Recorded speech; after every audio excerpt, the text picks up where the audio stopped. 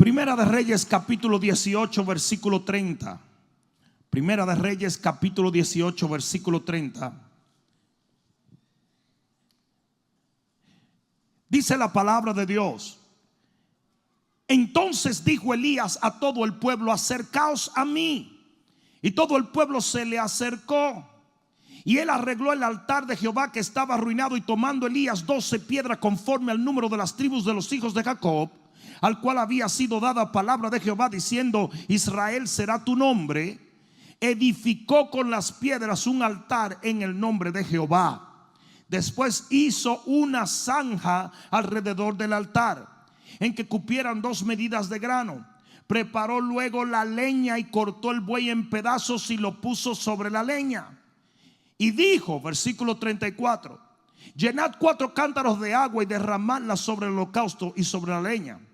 Y dijo: hacedlo otra vez, y otra vez lo hicieron. Dijo aún: hacedlo una tercera vez, y lo hicieron una tercera vez. De manera que el agua corría alrededor del altar, y también se había llenado de agua la zanja.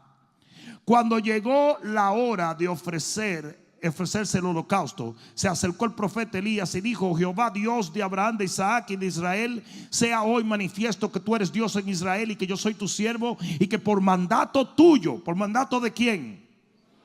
De Jehová. Por mandato tuyo he hecho todas estas cosas. Respóndeme, Jehová, respóndeme, para que conozca este pueblo que tú, oh Jehová, eres el Dios, y que tú vuelves a ti el corazón de ellos. Entonces, alguien diga entonces, cayó fuego de Jehová santo. Pon la mano en tu corazón y dile: Padre, gracias, porque tú siempre te glorificas por medio de la fe de tu pueblo. Amén. Dale un fuerte aplauso al Señor. Vamos, dáselo fuerte. Siéntate un momento. Ustedes acaban de escuchar lo que Elías dijo delante del altar de Jehová. Dijo que por mandato de Dios él había hecho todo ese altar, lo había construido. Ahora, la palabra mandato allí viene del hebreo dabar, que quiere decir palabra o instrucción audible. Escucha esto porque es muy importante.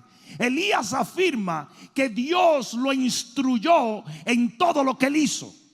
Eso quiere decir, dile al que está a tu lado, presta atención, que Dios le dice: búscame 12 piedras, colócalas. Y Elías dijo: oh, claro, esto es un altar, vamos a poner las 12 piedras. Dios hasta le dijo: cada una de ellas va a representar las 12 tribus. Luego Dios le dice claramente: abre una zanja alrededor. Y Elías dice: interesante, yo nunca lo había hecho, pero claro, está bien.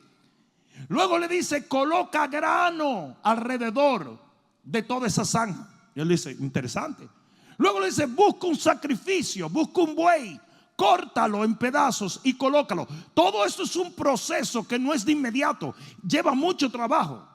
Finalmente le dice: toma leña y colócala en todo lugar del altar. Esto era un altar masivo, gigante. Pero de repente, el Dios que iba a hacer llover fuego del cielo para consumir el holocausto, le dice algo que no tiene sentido. Le dice: ahora yo quiero que tú mojes, lo llenes de agua por todos sitios. Elías le dijo: tú quieres decir gasolina, ¿verdad? No, agua. Agua, fuego. Discúlpame, Señor, pero si tú le echas agua a la leña, le echas agua a la carne, le echas agua a la zanja, le echas agua a las piedras, cuando caiga el fuego no va a arder. Y eso nos enseña una lección que es muy importante, y que si tú aprendes, vas a comenzar a creerle a Dios a pesar de cosas que no tienen sentido. Óyeme bien lo que te voy a decir. Tu Dios tiene una costumbrita Y es asegurarse que las probabilidades están en tu contra, para que nadie diga después que fue que tú lo hiciste, sino Dios.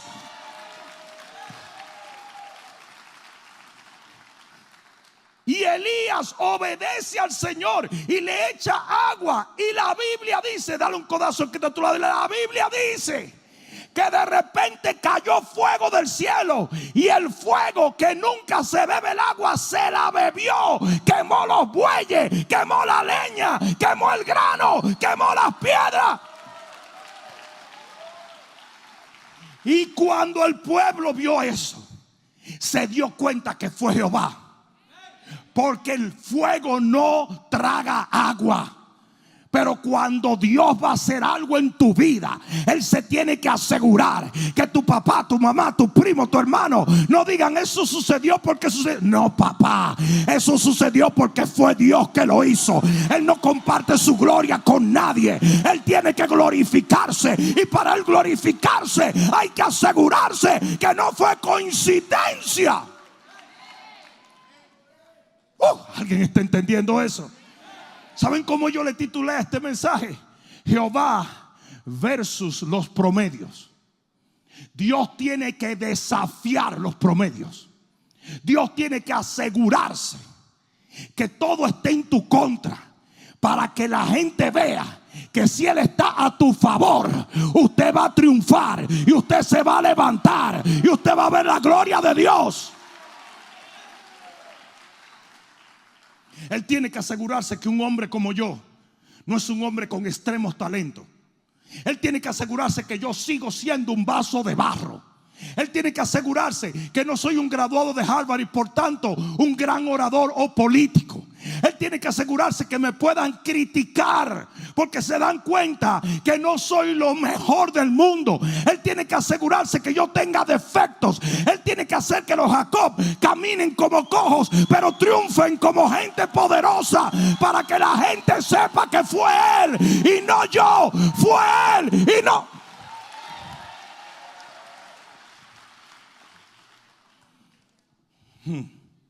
Este principio se ve a través de la Biblia.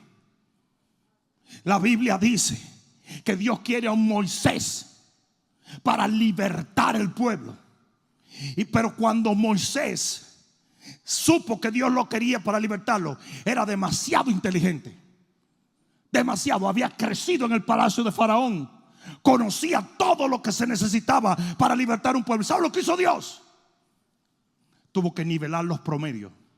Y lo metió 40 años a perseguir ovejitas. El tipo se secó. Se secó a tal extremo que cuando Jehová dijo, quiero usarte, él dijo, yo no valgo 3 cheles. Yo no sirvo para nada. Si yo a veces te hablo con las ovejas, mira, ¿verdad, Julia? Yo hablo ovejas. Tú. ¿Tú sabes lo que es pasar 40 años caminando en un desierto detrás de animales? ¿Tú sabes lo que después de haber sido prácticamente un faraón, él tuvo que caminar errante en un desierto, nada más y nada menos que trabajando de que para el suegro, como si todo fuera poco? Y Dios necesitaba que él fuera lo peor, para que cuando él libertara el pueblo, la gente dijera, yo veo la mano de Dios en él. Tú puedes ser el peor, mi compa. Usted puede ser la más inepta, pero si la mano de Dios está sobre tu vida, usted va a ver cómo Dios le abre camino. Dios le ofrece un hijo a Abraham. Dios le ofreció un hijo a Alex, pero se lo dio de una vez. De inmediato, papá, ahí está el muchachito. Ya está un hombre, el tipo te cruza la pierna. Pero Abraham, él dijo, no le puedo dar el hijo ahora. ¿Por qué? Porque está muy joven y muy fuerte. Vamos a esperar que el tipo tenga 100 años. What? Y que la esposa tenga 90 y pico. Excúsame, señor, pero tú has leído Tú has leído los jornales científicos últimamente, ¿verdad? Tú eres un youtuber. Porque a la mujer ya se le va ese asunto a los 30 y pico, 40, y no se fue todo. Tú quieres que ella tenga 90 y pico. Yes. Porque yo quiero que la gente sepa que fui yo. Porque yo tengo que nivelar los promedios. Porque si Abraham lo hace cuando está joven, todo el mundo va a pensar que fue simplemente que Abraham comía mucha remolacha. Aquí hay 2 o 3 que van a salir a comer remolacha. Es un cuento, estoy nada más, es un ejemplo. Yo vi a uno que sacó el teléfono, remolacha.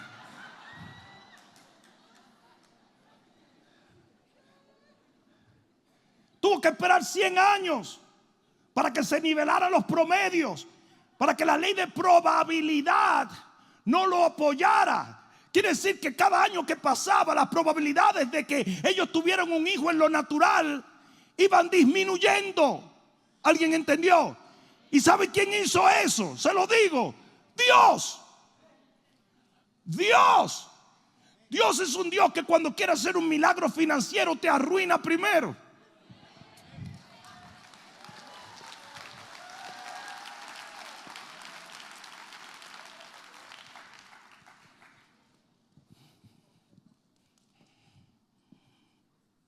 En Daniel capítulo 3 versículo 22 van a echar a Sadrach, Mesach y Abednego en el horno de fuego.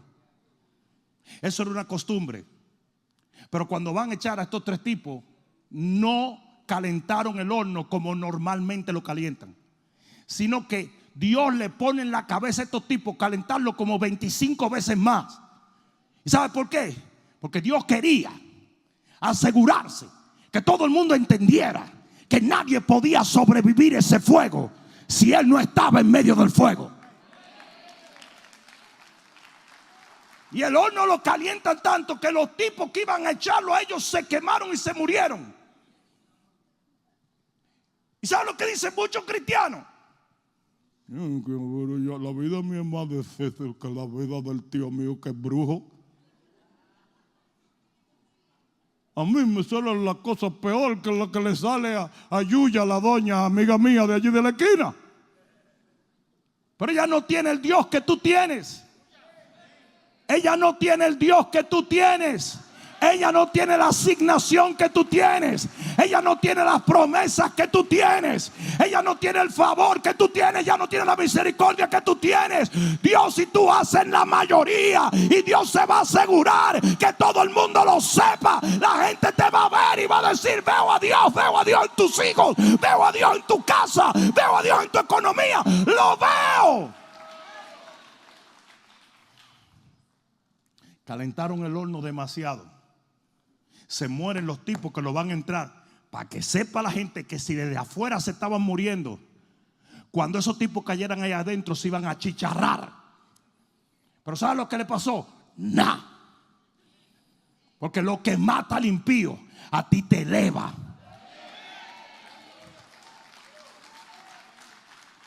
Lo que destruye al impío a ti te bendice. Donde se ahoga la gente, usted camina sobre las aguas. Donde se queman los impíos, usted triunfa.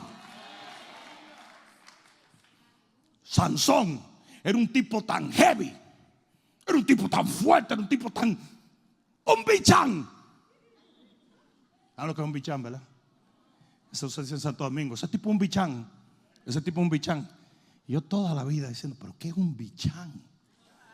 Un big champ. Dominicano, no sabe. Yo siempre le he hecho a ustedes el cuento de la madenusa. Yo siempre oía: le dieron una puñalata a la madenusa. Y como yo comencé a estudiar medicina, comencé a buscar dónde estaba la madenusa. Yo busqué eso por todos los órganos. No había madenusa en ningún sitio. Hasta que un día estoy mirando un cuchillo y me doy cuenta que todos los cuchillos en Santo Domingo, en el mango dicen Made in USA. Una puñalata a la madenusa crece hasta el mango. Lo metieron hasta allá.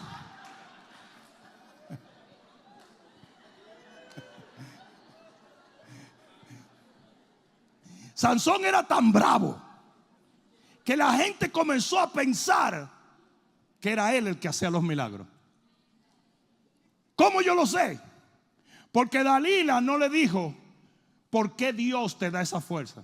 ¿Qué le dijo? ¿Cuál es el secreto de tu fuerza? Ella creía que era algo de Sansón. Todos ellos pensaban que era algo de Sansón, no de Dios. Y esa es una de las razones por la cual Dios tiene que equilibrar los promedios. La victoria más grande de Sansón se la da Dios cuando el tipo está arruinado, esguañingado y ciego. ¿Oíste? Desbaratado. El tipo estaba desbaratado. No tenía familia, no tenía recursos, no tenía dinero, no tenía dirección. Estaba en pecado, había pecado, perdió su consagración y la victoria. ¿Y tú sabes por qué Dios permitió eso? Dios lo permitió para que cuando él derrumbara el templo, la gente supiera que no fue Sansoncito, sino fue el Dios de Sansón. Yo sé que Dios le está hablando a alguien hoy.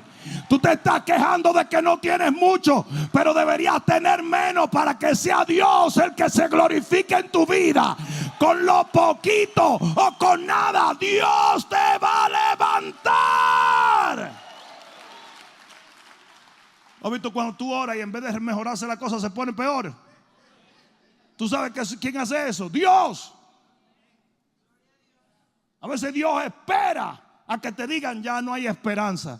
Y tú dices: ay, tío Chencho, adiós. Y de repente dice: Chencho se para. Y los doctores dicen. Y tú le dices al doctor: ¿qué le dieron? Yo no le di nada. Yo casi me muero cuando el tipo pegó un grito y se paró de que aleluya.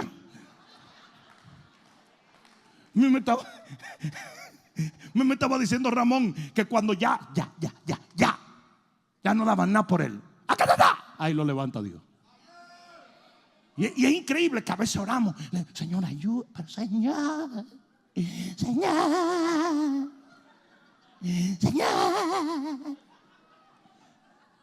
Y la cosa se va poniendo peor y peor y peor. Pero es Dios haciéndolo. ¿Se acuerdan de la mujer que le tocó el manto a Jesús? ¿Tú sabes cuántas veces, si la mujer le fue a tocar el manto a Jesús, creía ella en Jesús, sí o no? Aunque sea en los últimos 3 años, ella creía en Jesús. ¿Tú sabes las veces que ella decía: ay, Dios mío, ayúdame, por Dios, Dios mío, yo me estoy muriendo, no me dejes morirme? Y cada vez le iba peor, dice. Cada vez estaba peor. Abandonada, sin dinero, sin salud, desangrándose, frustrada. Y allí llegó el milagro.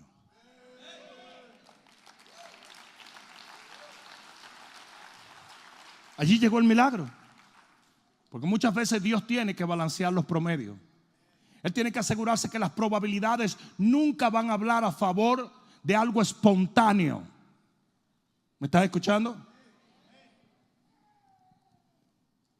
Segunda de Crónicas, capítulo 20. Vienen todos los del monte de Seir en contra del rey Josafat. Vienen todos los enemigos. ¿Saben los cálculos históricos entre los dos ejércitos? ¿Cómo eran? Eran 10,000 en contra de cada israelita. 10,000. Y oye, si Dios le hubiera dicho: salgan y entrenle a pedrar, yo entiendo. Pero no, Dios era demasiado. ¿Cómo le explico? Todavía si salían uno en contra de 10,000, podía, quién sabe, hacer algo. No, él dijo que salgan solamente lo del equipo de la alabanza. What? Es por eso que uno tiene que tener gente en la alabanza que son gente de Dios. Porque tú te imaginas ese día, tú con tu pandereta caminando caminando hacia un ejército así, you know? Y dice que cantaban una sola canción: gloria a Dios porque su misericordia es para siempre. Mira a quién manda Dios. Pero Señor, ¿por qué no mandaste una bola de fuego que aplatara aunque sea la mitad? Mira a quién manda Dios. Y dice que cuando comenzaron a cantar, eso prueba cómo alguna gente cantan tan malo que hasta el diablo se vuelve loco. Ustedes han visto a esa hermana que siempre dice: ¡ay! esta canción me la dio Dios. Devuélvesela. Devuélvesela. No la acribilles así. ¿Ustedes han visto eso? Esto me lo dio Dios. Dásela para atrás. Pero dice que cuando comenzaron a cantar, dice que todos los enemigos se mataron. Y tú tienes que entender esto. Dios lo lleva a un punto crítico para que todo el mundo supiera que Él estaba en el asunto. Y así va a ser en tu vida.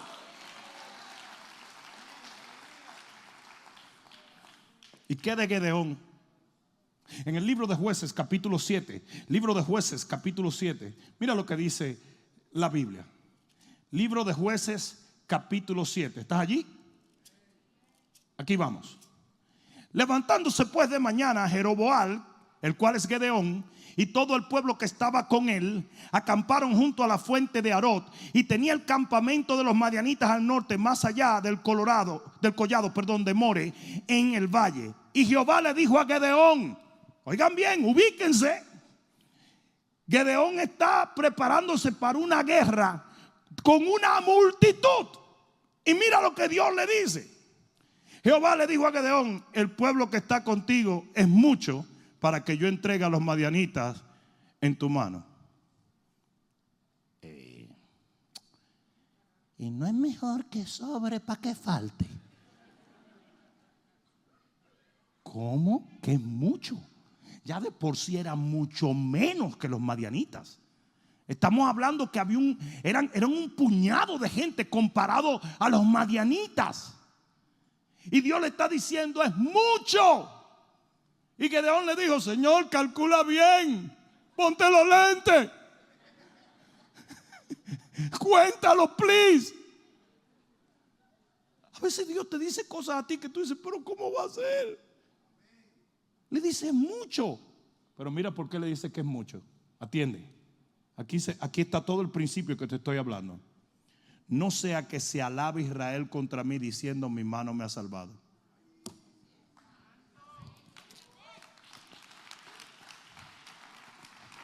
Tú sabes muchas veces por qué Dios no te ha dado la victoria que tú estás esperando.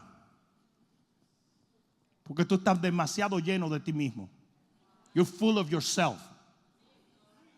Si tú te declararas en total bancarrota, en tu debilidad Dios se glorificaría.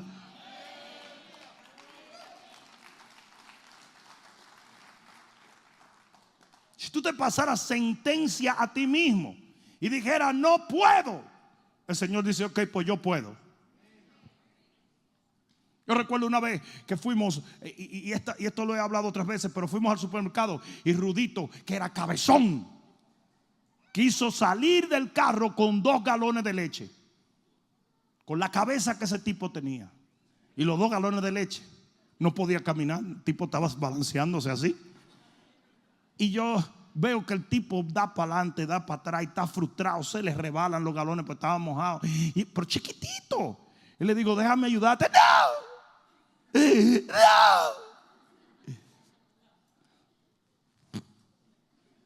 Me fui para adentro. En lo que estoy sacando todas las cosas de las bolsas y eso, digo, ¿y dónde se fue el tipo ese? Y salgo y todavía está sentado en el parqueo, ¡uah!, con sus 2 galones de leche. Yo fui donde él y le dije, chico, déjame ayudarte. Ok. Agarro los 2 galones y entro al cabezón ese. Pero hasta que él no se rindiera yo no podía hacerlo. Pues yo le estaba enseñando una lección. Y hay veces que nosotros tenemos que hacer lo mismo. Porque Dios tiene que balancear los promedios. Él tiene que glorificarse sí o sí. Si Dios le hubiera dado la victoria a Gedeón con los promedios que tenía, mucha gente hubiera dicho, pero es que esos tipos eran un poquito menos, pero como quiera le metieron mano, chicos. No. ¿Sabes cuánta gente le dejó Dios a Gedeón? 300 para venir en contra de un ejército de miles y miles y miles. Y en el momento en que Dios se lleva a toda esa gente, en un momento yo me imagino que Gedeón dijo, Señor, ¿y qué fue? ¿Estamos peor ahora? No, ahora están mejor. porque van a tener que creerme, porque van a tener que depender, porque van a tener que dejarme a mí que yo haga lo que yo sé hacer mejor que cualquier otro. Amén. ¿Por qué Daniel pasó toda la noche en la fosa de los leones? Si Dios le iba a tapar la boca a los leones, ¿por qué no se la tapó y sacó al tipo? Porque cada hora que pasaba aumentaban las probabilidades de que un león de esos se comiera a Daniel. Y eso era lo que Dios quería. Si ese tipo hubiera entrado y Dios lo saca de una vez, alguien hubiera dicho: esos leones, ellos son de vista corta. Y cuando él entró y salió de golpe no lo vieron. Pero después que ese tipo pasó una noche entera con esos leones, ellos supieron que fue Dios. Y eso es lo que hace Dios. Yo dije Dios que lo hace. Es Dios que lo hace. Escuchen esto. Aquí te voy a dar esta gratis. Jesús resucitó a 3 personas. No estoy hablando de todas las resurrecciones de Jesús, pero estoy hablando del primero, el segundo y el tercer milagro de resurrección. El primer milagro de resurrección fue la niña del ejecutivo o soldado romano. La niña se acababa de morir y vino el hombre y le dijo: ayúdame con mi hija. Y ahí vino una gente y dijo: no, ya tu hija murió. O sea que acababa de morir. Jesús fue con él y le dijo a la niña: Talita Kumi, que quiere decir: a ti te digo, levántate. Y la niña se levantó en el instante. Pero la niña tenía nada más un par de horas muerta. Entonces siempre hubo uno que dijo: eso fue una coma, eso es mentira, eso es un cuento. A mí mismo los otros días creyeron que yo me morí fue que me bajó el azúcar. Jesús dijo: no, está bien, vamos a nivelar los promedios. El segundo que se muere es el hijo de la viuda de Naín. Y Jesús no fue a la casa, no fue al velorio, sino que camino al cementerio, él le dijo: vamos, que voy a resucitar un muerto. ¿A dónde, Señor? Vamos, caminen. En la procesión al cementerio, días después, el Señor viene donde la viuda de Naín y le dice: no llores. Y le dice, y toca el féretro y le dice: a ti te digo, levántate. Y el niño se levantó. Pero alguien hubiera podido decir: no, hombre, eso es una coma prolongada. Hay gente que tú sales de una coma y de la otra coma un punto aparte. Y cuando tú vienes a ver, tú entiendes, dura más tiempo encomado. Y Jesús dijo: está bien, está bien. Y luego llegó el día en que vinieron y le dijeron: Lázaro está enfermo. Y Jesús reacciona de la manera más interesante. No hizo caso. Volvieron y dijeron: se está muriendo, Señor, ¿no te importa? Él dijo: tranquilo. Pasó un día, 2 días, 3 días. Y cuando ya él sabía que Lázaro estaba hediondo, cuando él sabía que ya era imposible, cuando él sabía que ningún promedio hubiese podido decirle a una gente fue una coma, entonces él dijo: vamos a levantar a Lázaro. Y va y levanta a Lázaro de los muertos. Ese es el principio que yo te estoy tratando de enseñar. Y tú dirás: pastor, ¿por qué me estás enseñando este principio? Y yo te digo: qué bueno que lo preguntas. Porque una de las cosas que necesitas entender es que quizás una de las señales más grandes de que Dios se prepara para hacer un milagro en tu situación es cuando las cosas se ponen horriblemente peor, porque Dios quiere glorificar.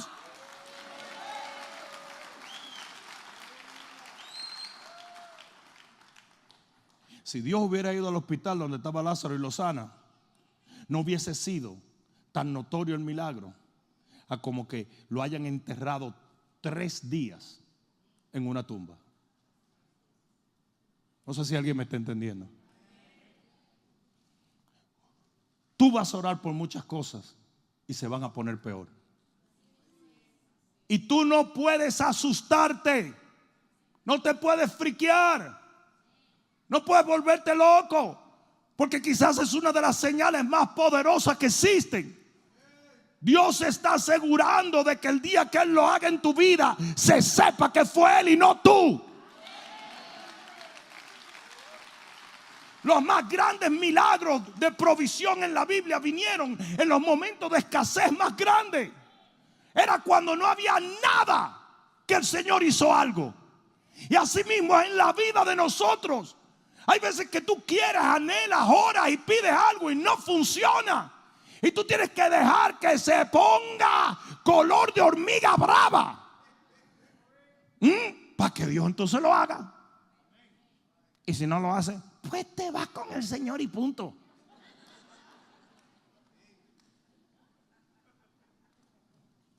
Es como el tipo que se despierta y ve una bata blanca, la agarra y dice: doctor, ¿salió bien la operación? Dijo: no muy bien porque yo soy San Pedro. Bien.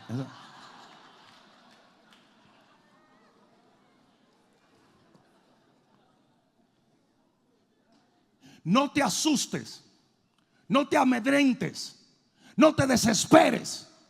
Cuando ores y no pasa, cuando ores y se ponga peor, Dios se puede estar preparando para hacer lo más grande que Él ha hecho en tu vida, para hacer lo que el hombre no puede hacer, para hacer aquello que solo Dios puede ejecutar. Amén.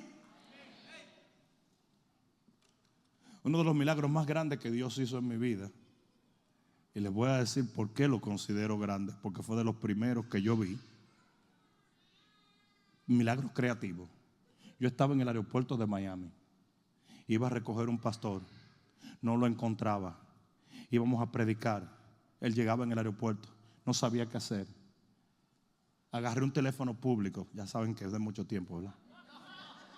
Marco el teléfono público y me dicen: la llamada son $2 con 25 centavos. Yo no tenía 5 centavos. Y yo extraí el teléfono en toda la paz del Señor. Me agarro del teléfono y digo: Padre. Y cuando hice así, habían $2 con 25 centavos arriba del teléfono. Y ese día yo aprendí un principio. Y es que cuando todo se cierra, yo no podía llamar a nadie para que me ayudara. Yo no podía robarle a nadie porque ya era cristiano. Es a veces cuando no tienes más nada que hacer, que las cosas suceden, y a veces Dios lo permite para Él glorificarse. Si tú a mí me vienes con el cuentazazo de que fuiste tú que pusiste los 2 pesos ahí arriba, yo te voy a decir: tú un hablador. Pues yo estaba parado en ese teléfono hacía rato. Eso fue un milagro que Dios me dio, exactamente la cantidad. Tanto que yo le dije: pero mándame por una soda.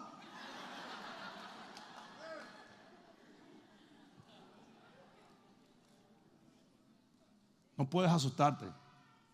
A veces las cosas se van a poner peor. Es todo lo contrario. Y aquí es donde viene el mensaje que quiero dejar en tu corazón. Tú tienes que aprender a ser el que nivela los promedios. Tú tienes que aprender a en fe nivelarlos. Tú ni siquiera tienes que esperar en Dios. Lo haces tú. Yo dije: lo haces tú. Lo haces tú. Si un doctor te dice: usted necesita ese bastón y sin ese bastón no va a caminar, usted suelta el bastón. Pastor, me desbarato la cara. No importa, que no eres tan bonito anyway. Mi papá sufrió como 9 infartos y se le metió que él no iba a ser inválido. Comenzó a caminar sobando todas las paredes y camina derechito ahora con 83 años. Las hierbas malas no mueren nunca.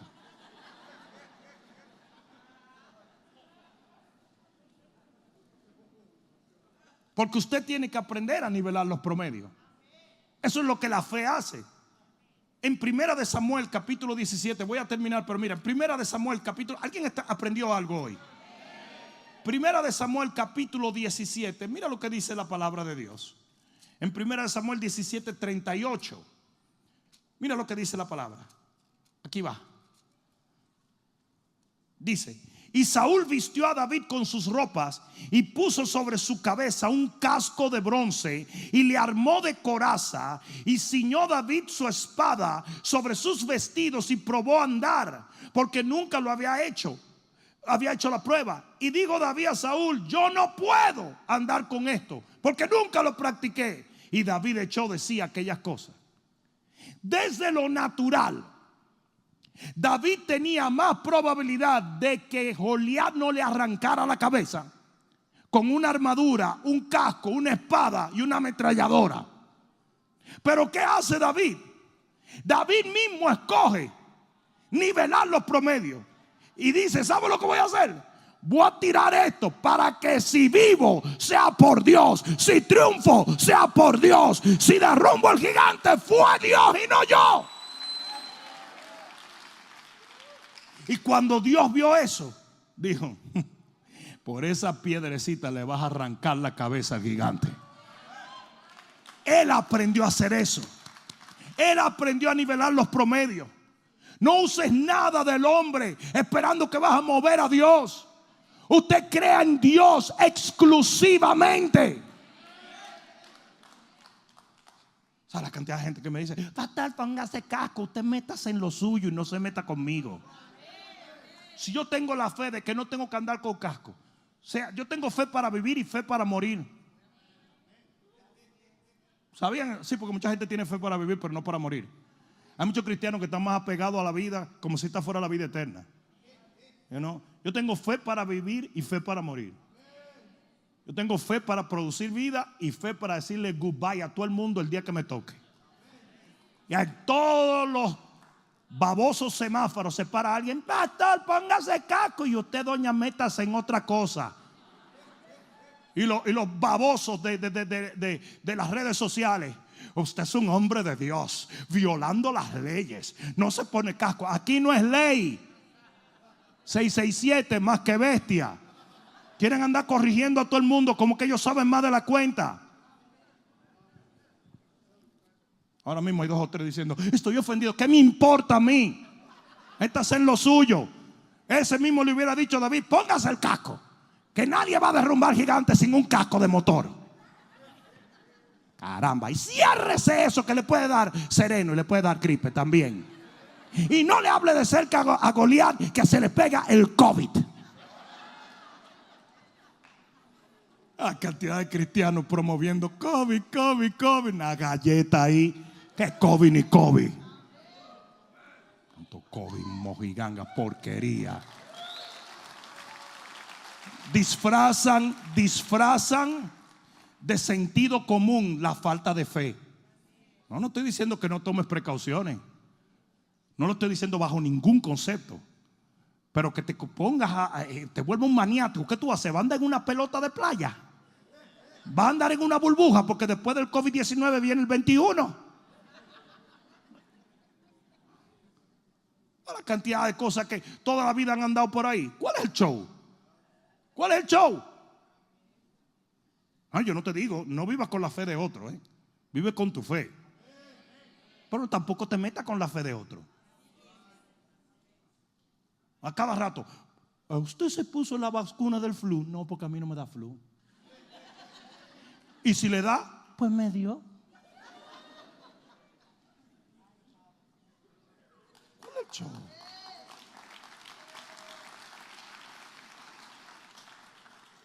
Qué locura, ¿verdad? Tú sabías que la fe era los escudos romanos se hacían a la medida de los soldados. ¿Tú lo sabías eso? ¿Quién no sabía eso? Eso quiere decir que tú no puedes agarrar prestado el escudo de otro. Usted funciona de acuerdo a su fe. Pero si usted tiene la fe, entonces úsela. Úsela. Y no le ande reprendiendo a nadie porque tiene más fe que usted. Está como el hermano de David: eres un malvado y tú un bobo que no quieres ir a matar al gigante.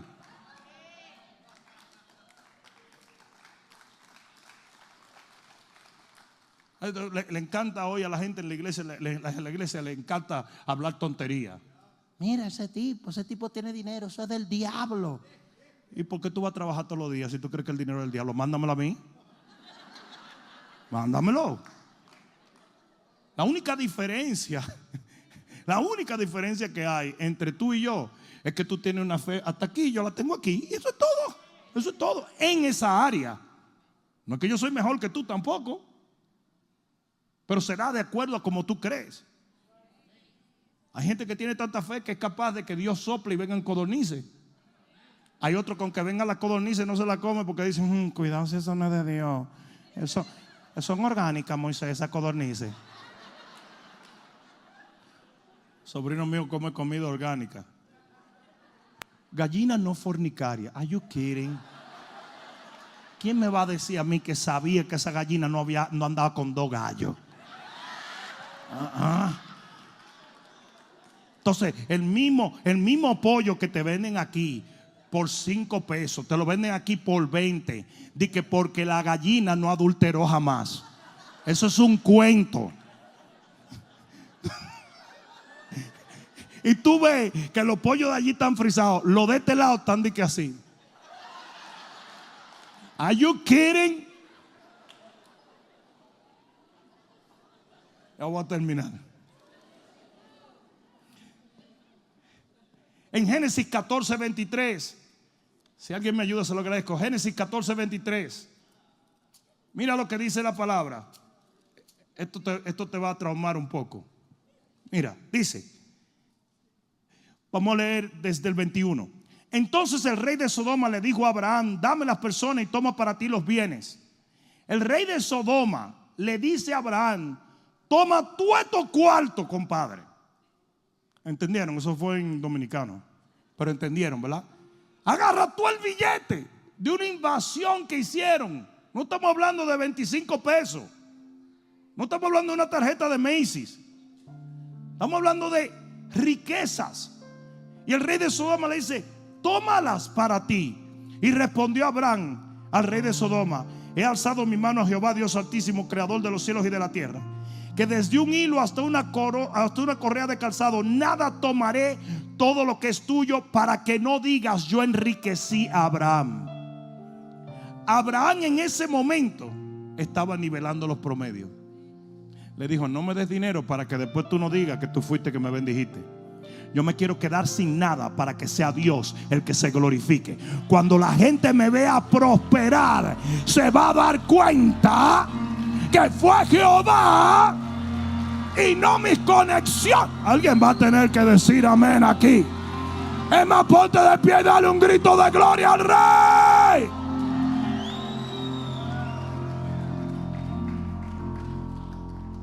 Es por eso que Primera de Corintios capítulo 1 versículo 25, y con esta escritura termino, dice lo siguiente: porque lo insensato de Dios es más sabio que los hombres, y lo débil de Dios es más fuerte que los hombres. Mirad, hermanos, vuestra vocación, que no sois, digan no somos. No somos muchos sabios según la carne. ¿Se sintieron mal? Es Dios diciéndolo, no yo. Ni muchos poderosos, ni muchos nobles. El mito de siempre, si vienen 3 millonarios, podemos construir otro edificio. No, así no se mueve Dios. Sino que lo necio del mundo escogió Dios para avergonzar a los sabios, y lo débil del mundo escogió Dios para avergonzar a los fuertes, y lo vil del mundo y lo menospreciado escogió Dios, y lo que no es para deshacer lo que es. Versículo 29, a fin de que nadie se jacte en su presencia.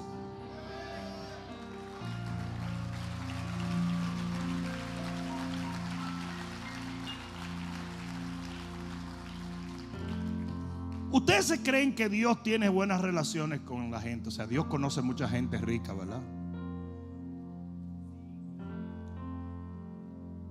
Dios tiene acceso a quien Él le da la gana en el universo entero. Él es dueño de toda carne, aunque la carne no lo reconozca. Él es dueño de toda alma. Si Dios quiere que se vaya uno antes de que el servicio se termine, adiós. Y si quiere que permanezca, en contra de todo lo que dice cualquier médico, permanece 25 años más. Si Dios tiene tantas conexiones, conoce tanta gente, ¿por qué Él escoge lo peor?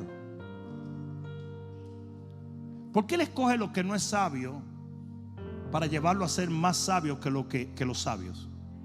¿Por qué Él escoge lo vil para llevarlo a ser más puro?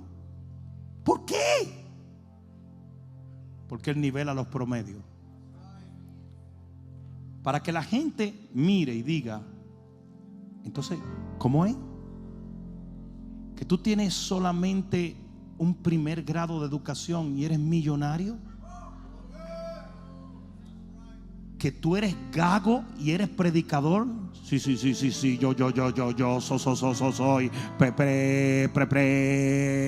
What? Que tú eres un hombre de negocios, que no fuiste político ni sabes de ley y te hice presidente.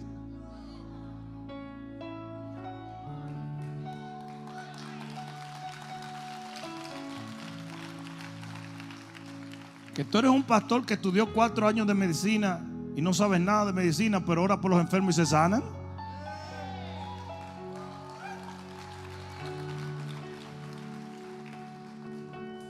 Que tú no caes mal, pero Dios te usa. Que te criticamos en las redes sociales, pero Dios se glorifica en tu vida. Que pensamos que eres la cosa más ilógica de estar en un púlpito, pero parece que Dios no lo pensó así. Porque si yo tuviera aquí en este púlpito graduadito de Harvard, entonces la gente dijera: pues, lógico, ese negro es uno de los oradores más interesantes de nuestra época. ¿Tú has oído la elocuencia con que habla ese negrito? Cuando ese tipo dispara por esa boca, es diccionario puro. Además, nunca ha tenido un problema, nunca ha tenido un tropiezo, sino que de su casa paterna se fue a Harvard y de Harvard para el púlpito. ¡Wow! Eso no funciona así. ¿Sabe cuál fue la primera predicadora